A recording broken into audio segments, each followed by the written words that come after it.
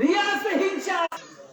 এখন হযরত আলী রাদিয়াল্লাহু তাআলা এক ইহুদি, আপনারা কি বেজার হয়েছে? খুশি না বাজার? এত জোরে গান খুশি না বাজার? এত শুক্রিয়া তো না পাই করি আলহামদুলিল্লাহ হয় না? এত জোরে গান, এত জোরে গান। জান্নাতের মধ্যে আপনার একটা রূপার ইট তৈরি হয়ে গেছে, সুবহানাল্লাহ। এখন হযরত আলী রাদিয়াল্লাহু তাআলা উনি কোথাও রওনা দিতেছে, হঠাৎ করে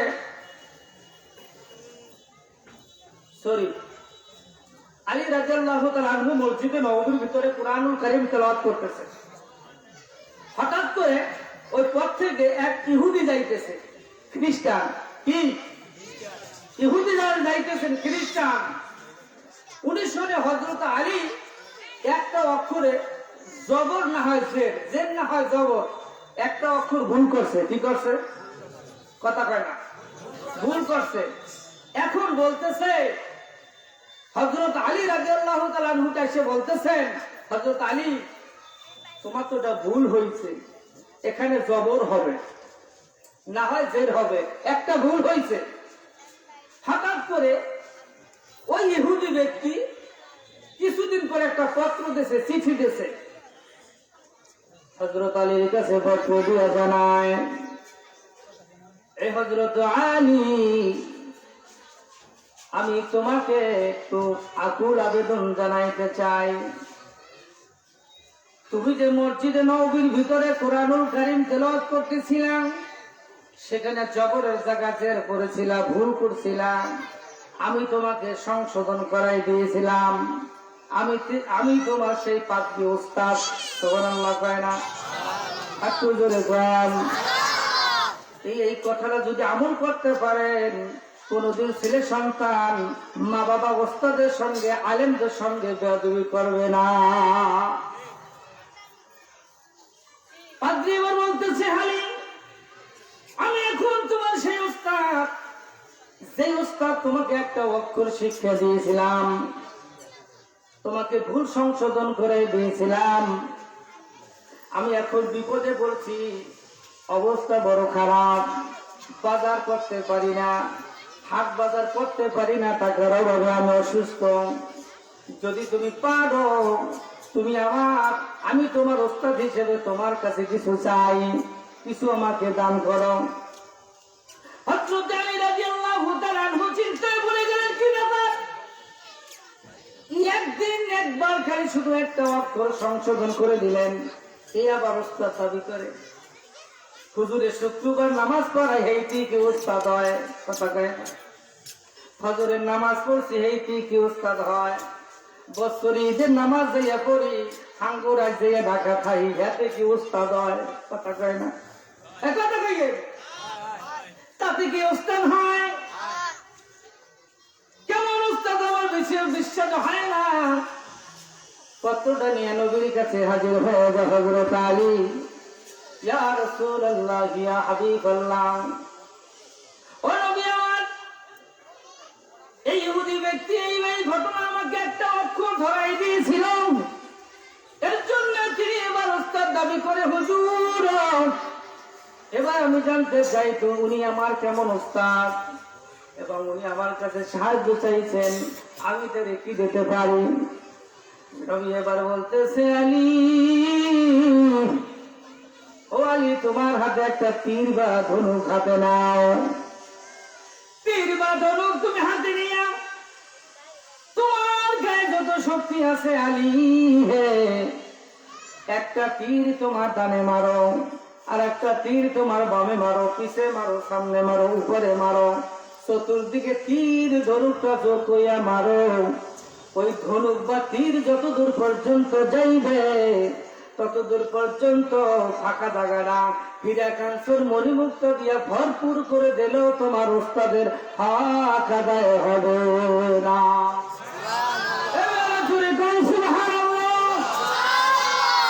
এখন আমাদের আলেম যারা মুরব্বী, সাহেব, ওস্তাদ, এরা কি আমাকে একটা অক্ষর শিখায় না অনেক অক্ষর শিখাইছে?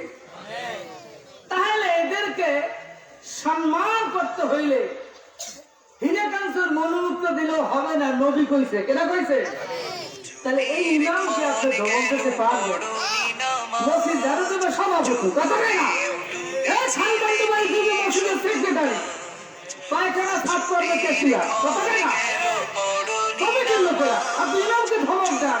আমরা এই এমন ইমাম বাংলার জমিনে বসাইতে চাই যাতে করে আপনার আমার মতো সুস্থ মুক্তাদিরা ভুল না করতে পারে, হুকুম না দিতে পারে, ঠিক কিনা? রাজি আছেন তো ইনশাআল্লাহ? এর জন্য আল্লাহ পাক রব্বুল আলামিন আপনাদের আমাদের সকলকে যেন ইমাম মেনে নবীর উম্মত হয়ে ইসলামের ভিতরে পুরোপুরি ঢোকে যেন তৌফিক দান করে, বলেন আমিন। তো দোয়া করি, আল্লাহুম্মা আমিন। রব্বানা ইয়া রব্বানা ইয়া রব্বানা আপনি সারা মোদের কেউ বসবে না। রব্বানা ইয়া রব্বানা ইয়া রব্বানা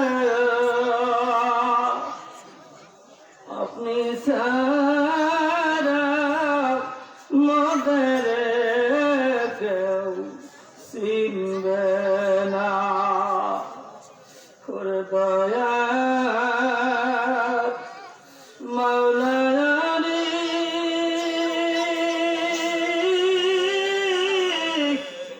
ওরে মায়া মাশুকরে কোথায় গেলে পাইব তোমার ঠিকানা, কোথায় গেলে পাইব মাওলা তোমার ঠিকানা। তোমাকে পাইবার আশে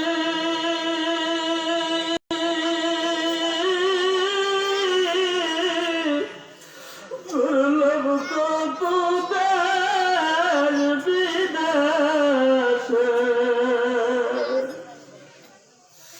তোমাকে পাইবার আশে দুর্লভ কত তার বিনাশে। এই জান্নাতের বাগানে করলাম বিছানা, এই মাদ্রাসার ময়দানে করলাম বিছানা। মাবুদ গো, মাগরিব থেকে এই পর্যন্ত তোমার বন্ধুর গুণগানই তো গাইলাম। আল্লাহ তাআলা আমরা মানুষ, ভুলের উত্তরায় ভুল তো কথাই কথা হইতে পারে। মেহেরবানি করে আপনি আমাদের ভুল ত্রুটিগুলি ক্ষমা করে দেন আল্লাহ। মায়া করে দয়া করে আল্লাহ ক্ষমা করে দেন। এই মজলিসের ভিতরে যারা আছে আল্লাহ সকলকে কবুল করে নেন আল্লাহ। গুনার কারণে মাথা নিচু হয়ে যায়, কিছু বলতে পারি না। কথায় কথায় গুনাহ, চোখে চোখে গুনাহ, হাতে পাই শুধু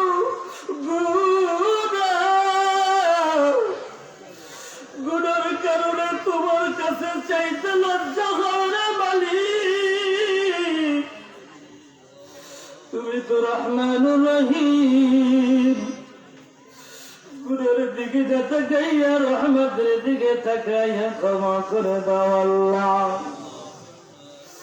জানি না আমাদের মরণে কোন হাল হবে, মরণ যে বড় ভয়ানক কঠিন। আল্লাহ তুমি মরণ কালে আসান দিও হে আল্লাহ। কত দেখেছি কবরের ভিতরে আজাব হয়, দাও দাও এবং তুমি জ্বালাইয়া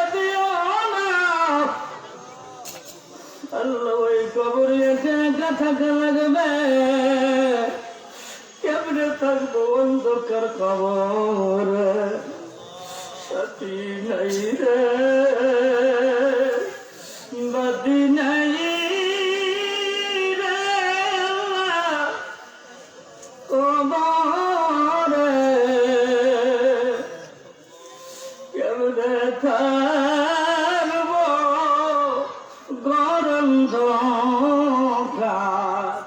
কবর, কেমনে থাকবো গরম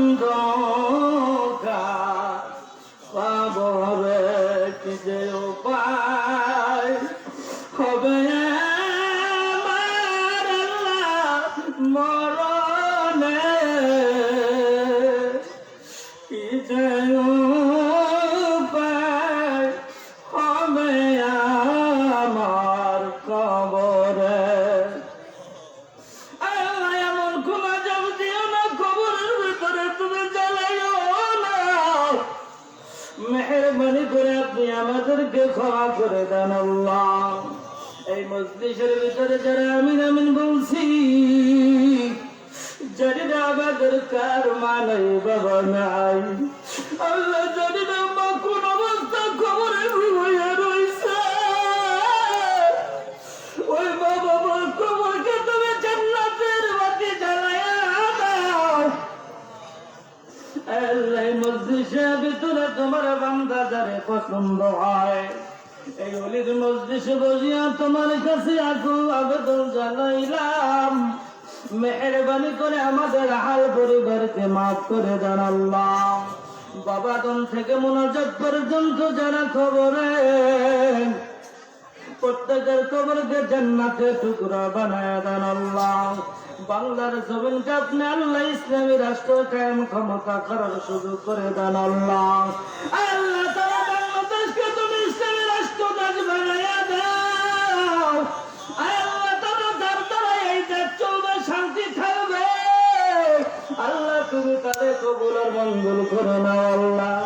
আল্লাহ জানি আমাদের কপালে কি আছে জানি না, আল্লাহ মেহেরবানি করে ওলামায়ে কেরামদেরকে তুমি কবুল করে নাও আল্লাহ। তুমি আজকের মাহফিলকে কবুল করে নাও, নাজাতের উসিলা হিসেবে কবুল করে নাও আল্লাহ। আল্লাহ তাআলা আমার বন্ধু হাফেজ ইব্রাহিমের মাদ্রাসা কবুল করে নাও, যা কিছু দরকার আল্লাহ গায়বী খাজানা থেকে ব্যবস্থা করে দেন আল্লাহ। আল্লাহ মাদ্রাসা যা কিছু দরকার ব্যবস্থা করে দেন। এই মাদ্রাসা থেকে হাফেজ কারি মাওলানা মুফতি মুহাদ্দিস আল্লাহ তুমি আবু বকরের মতো ওলি হিসেবে কবুল করে নাও। সাহাবীদের জীবনী যেমন তাদের গঠন করতে করে কবুল আর মঞ্জুর করে নাও। রব্বানা জালামনা আনফুসানা ওয়া ইল্লাম তাগফির লানা ওয়া তারহামনা লানাকুনান্না মিনাল খাসিরিন। আল্লাহ জিন শয়তান মানুষ শয়তান থেকে হেফাজত করেন। রব্বির হামহুমা কামা রব্বায়ানি সগীরা। سبحان ربك رب العزة عما يصفون، السلام على المرسلين، الحمد لله رب العالمين. السلام عليكم.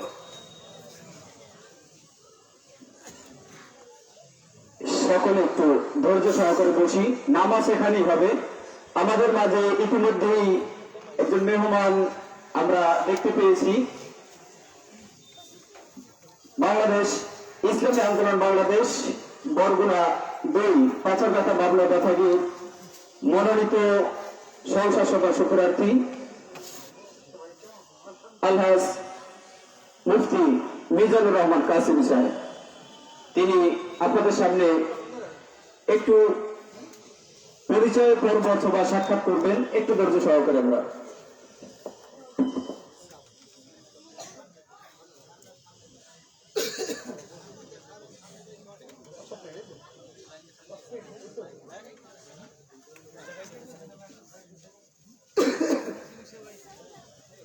السلام عليكم ورحمة الله وبركاته. نحمده ونستعينه ونستغفره ونعوذ بالله من شرور أنفسنا ومن سيئات أعمالنا، من يهده الله فلا مضل له ومن يضلله فلا هادي له، ونشهد أن لا إله إلا الله وأشهد أن محمدا عبده ورسوله يا أيها الذين آمنوا صلوا عليه وسلموا تسليما